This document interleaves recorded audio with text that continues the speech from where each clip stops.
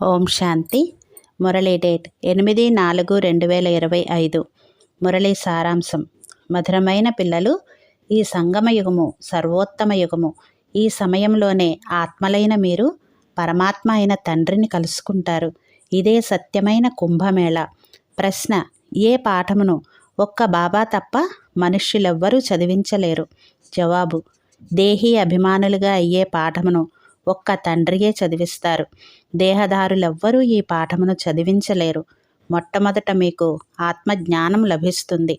ఆత్మలైన మనము పరంధామం నుండి ఇక్కడికి వచ్చి నటుల వలె మన పాత్రను అభినయిస్తున్నాము అని మీకు తెలుసు.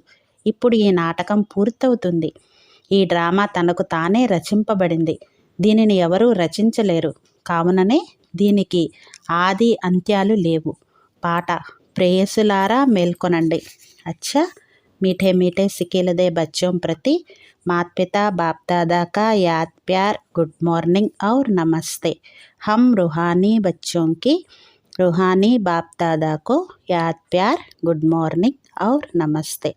ధారణ కోసం ఫస్ట్ పాయింట్: పురుషోత్తములుగా అయ్యేందుకు కనిష్ఠులుగా తయారు చేసే ఆసురీ విషయాలను వినకూడదు.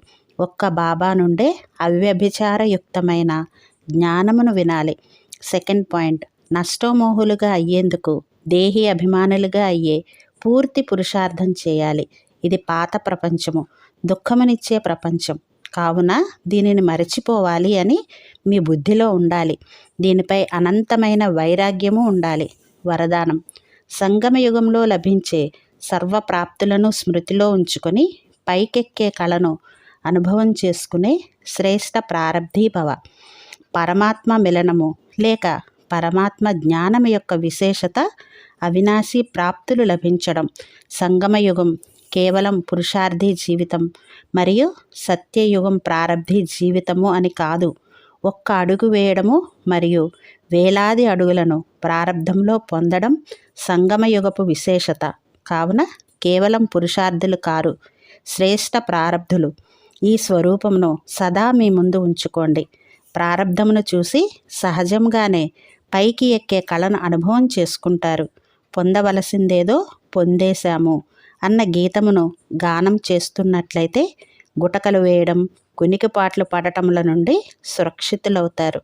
స్లోగన్: బ్రాహ్మణుల శ్వాస ధైర్యం.